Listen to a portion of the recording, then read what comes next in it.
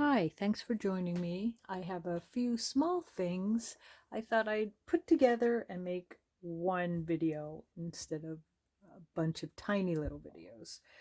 And the small thing I thought I would share is the last item from my very last video that I had not finished, but I didn't decorate it yet or fill it. I was getting ready to fill it.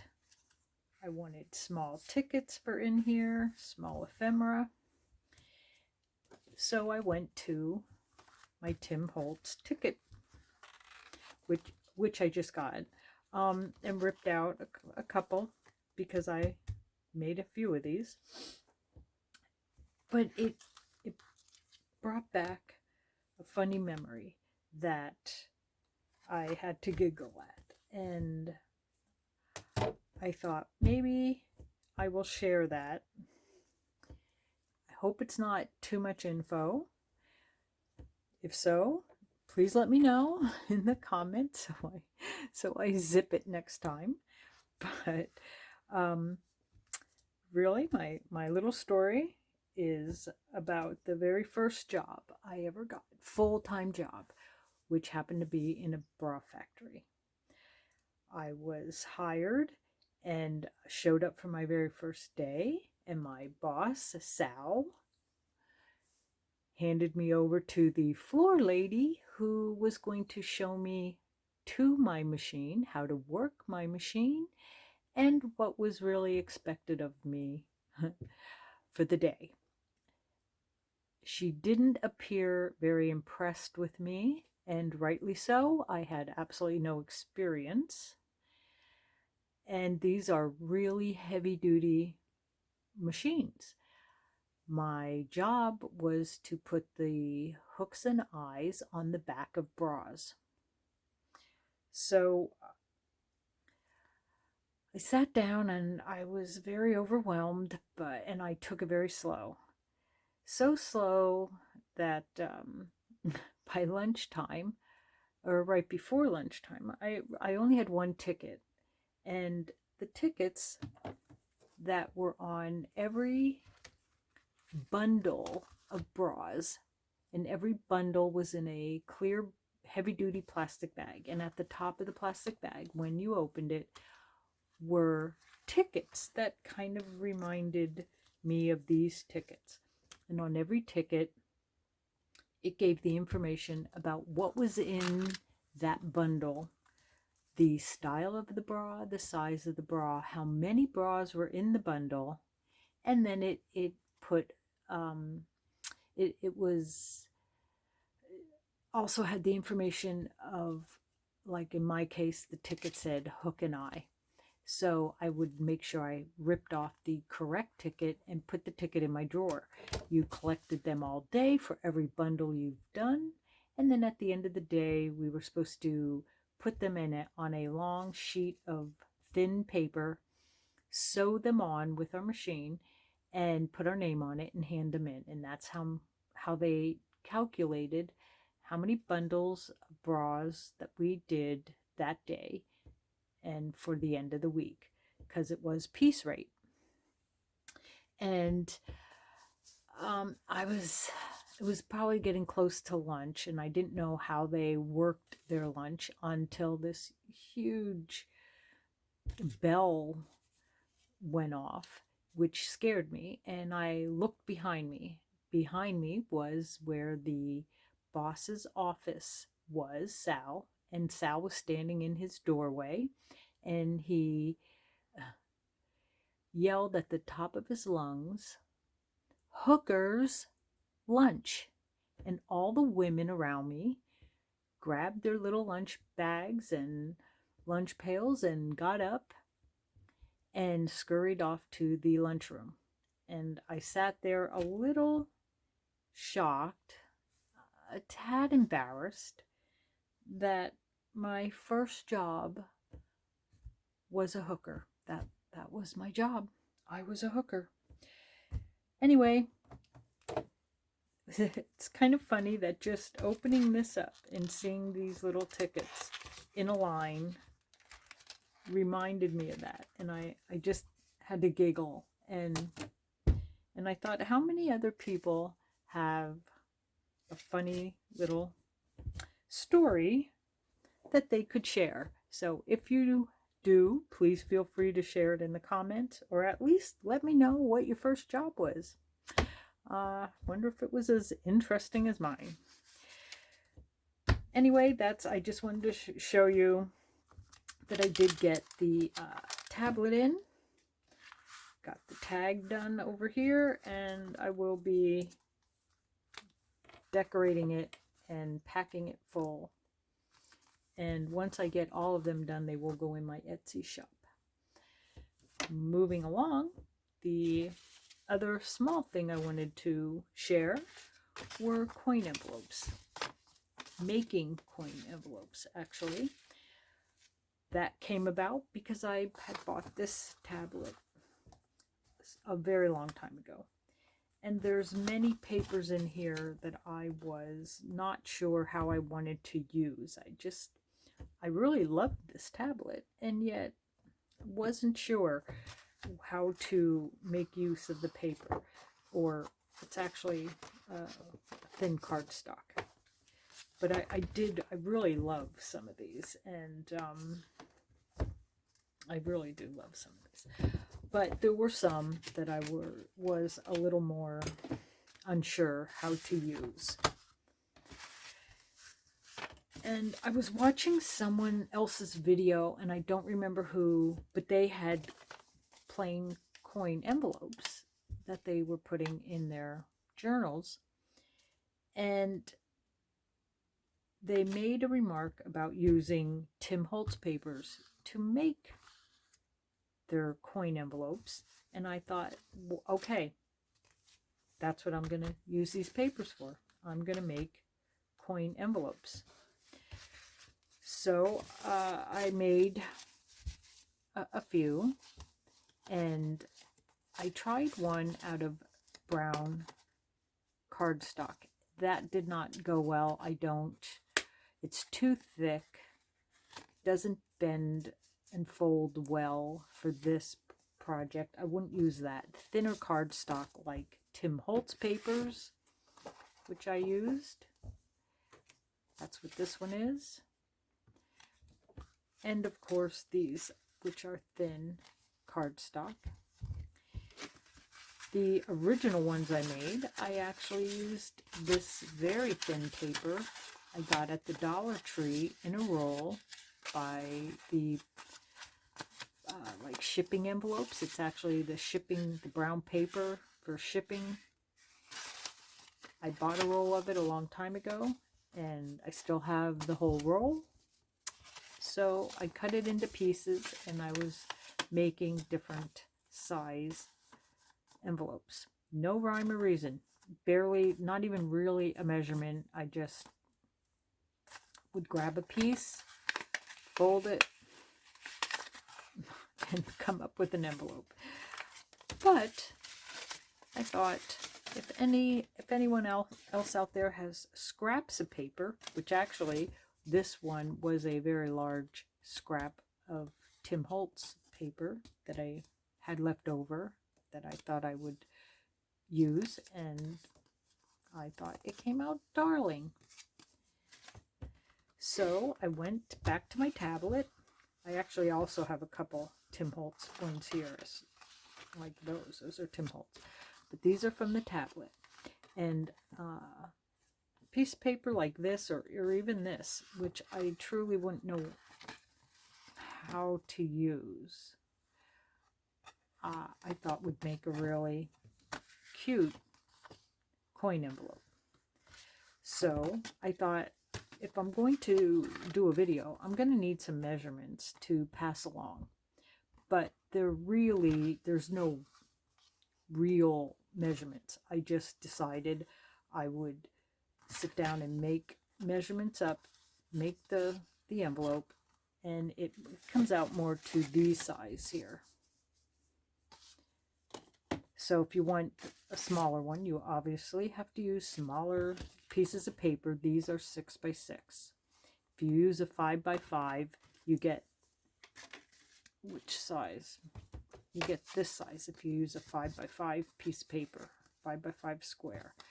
And this one ends up being 1, 2, 3, 3 3/4 by 2 1/4. That's if you use a 5x5. These are 6x6s. So I just inked the lines so you could see. This I do not score. You can. I don't. So I wrote fold. These 3 lines I do score. And I wrote the number that I score them at. First thing you want to pay attention to is if your paper has a right upside or not. This one, it wouldn't matter which way it folds, sits, it doesn't matter. The reverse side does. You don't want everyone upside down on their head for eternity. And same with this. I didn't really want to have to look at the numbers upside down, so I wanted to make sure the numbers were right side up. Unfortunately, the flap, it's still going to be upside down on the flap, but the main body of the envelope will be the correct way. So the measurements would go, you would pick the top of your paper, the top if it's right side up, and you would score it at 1 inch. Then I do the bottom. So the 1 inch is the top flap. I'll show you on this one because this is the ones I did the measurement. That is the 1 inch flap. Then you want to do the bottom at about a 1/2 inch. It's not a scientific measurement, but if you're using your scoreboard, you turn it around and do it, score it at a 1/2 inch. And then the flap that you actually fold in to glue your envelope closed, you also want about a 1/2 inch. This one's a little short for a 1/2 inch, but I've been doing it a 1/2 inch. It makes it a little bit easier to make sure that it has enough surface to glue on. But before you glue it, once you score it, you want to cut out the 4 corners. So I won't cut the one that this one, I don't know if you can see, I also scored all and I did the fold. Again, I don't score mine. I'll show you how I do that. But you want to cut out the 4 corners. So once you score yours at, again, the top is 1 inch, the bottom is about a 1/2 inch, and where you're going to glue is about a 1/2 inch. The middle is folded, and I'll show you why. Here's one I didn't stain, but here's the top, here's the bottom, here's the part that will get the glue on. Then I take and I fold it, and then I just fold it. I don't score it there. You can score it. I just don't. I find it easier to fold it. I don't want to score it, and then when I fold it over, it's all willy-nilly. So it's just preference. And then once you score it,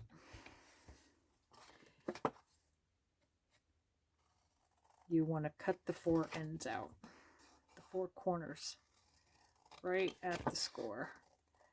And for the bottom, it doesn't have to be super perfect because you're gonna fold this piece up, which will cover these ends. You just want to make sure that when you cut these, you're cutting the whole entire score line out. Otherwise, when you fold up your bottom, it will rub on that score line. So just want to make sure that you cut the whole score line out. And if it's a little short, it won't matter, because when you fold these in, you can round your edges or you don't have to. On these, I just cut them at an angle and glued them up. On these, I rounded them. So it's up to you how you want to do it. If you do want to round them, I'm going to trim that. If you do want to round them, you want to fold your envelope first. You may even want to glue it shut first before you round it. But if you want to distress the edges, now's the time to stress the bottom after you round, if you're going to round, or if you're just going to cut it. Maybe I'll just try just cutting it. Boom. There we go. There we go. It'd be like that. And then on the top, you also want to cut out the two corners on the top. So those you might want to be a little bit more careful, because when you open your envelope, you will be seeing. You can also put a little cut in. Oh, I got a Tim Holtz Ranger nail finger color thing happening. You might want to take a little half a circle out, or a notch. Obviously you'd want to do that before you glue it shut. I think it's a little easier. You don't have to. It's all what you prefer and what you like. Not anyone else, just what you like. Okay. My lighting is a little bad because it's nighttime, and so I'm sorry about that. Now, once you have it closed, now is when you want to round the tops.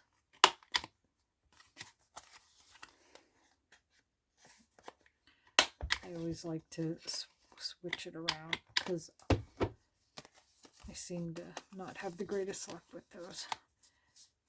So you would put, I think I'm gonna put a little half circle in there. If I'm going to be a little precise, I like to come close to finding the center. Again, it doesn't have to be perfect, but close. Otherwise it keeps me up at night. So make sure that's close to the center.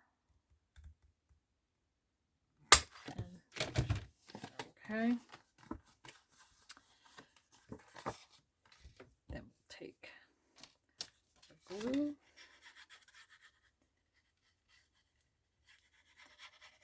I'll glue this one shut, just so you can get a slightly better feel for what we're doing. But normally I would stain, or distress rather. No,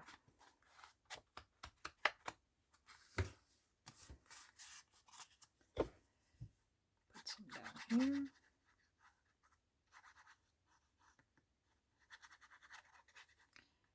I don't like to get it too close, because I don't want it squishing up and under.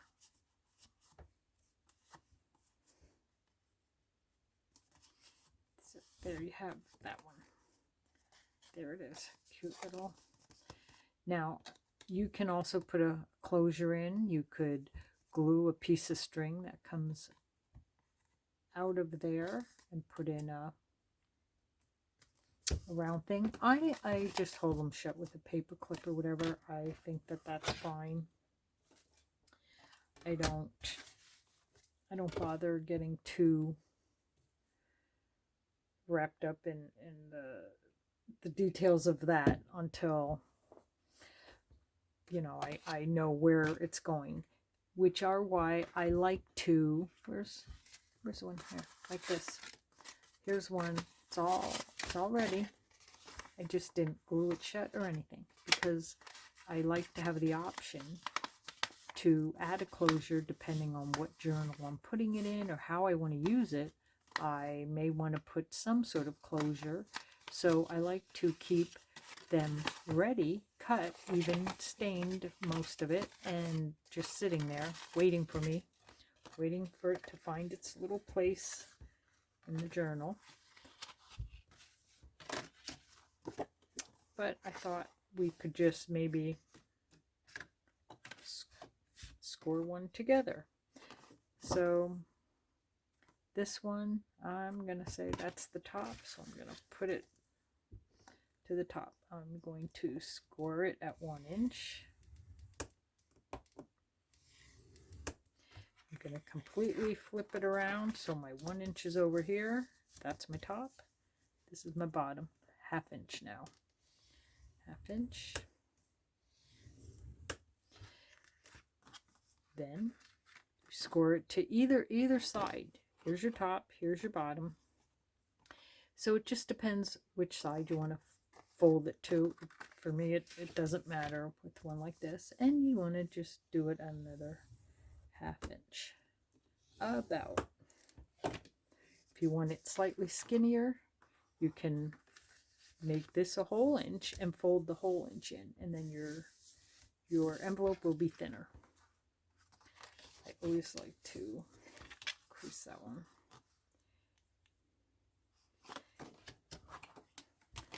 To figure out where you need, I like to crease that one because this side then gets folded over to that side. And if you find that your ends don't meet up perfect, you can just trim the whole end off if you have to, if you need to. Otherwise, now you just want to cut the 4 end corners out. So, and again on the top, you want to be a little more careful than on the bottom. You don't have to be quite as careful.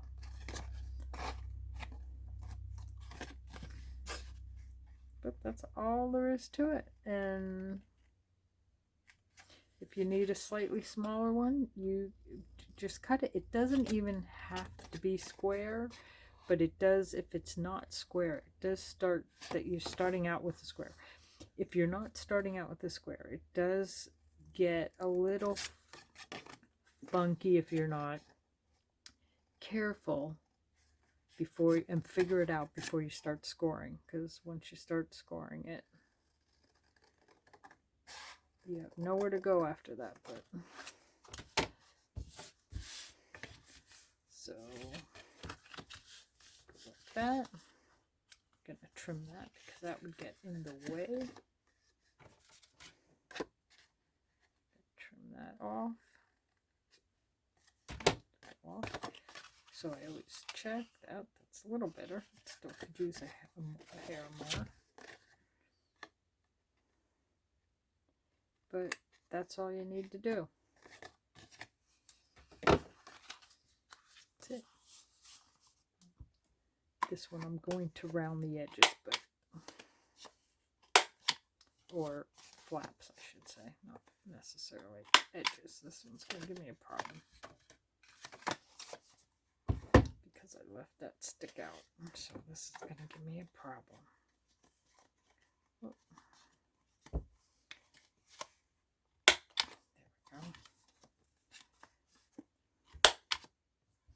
Okay. Again, find center. I don't keep the tiniest of tiny bits. I just don't. I used to. Then I realized I was being overtaken by all my tiny bits that I wasn't using. Then I get stressed about it. So it's better if I just get rid of the tiny, tiny bits. I certainly have enough stuff. I don't need to be more cluttered. This one I won't distress. I won't ink it just to save everyone from having to listen to that. But I think that's darling to decorate. I just do. Getting sloppy.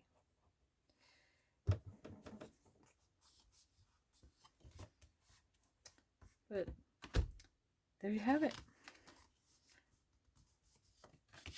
So I have a whole bunch here that I want to make. Some I already pre-scored. Like I said, I like to have them just hanging around so I can. I also like to have some of Tim Holtz that have double-sided, and then I score them. I can even ink them, but if I don't ink them and I just score them and put them aside,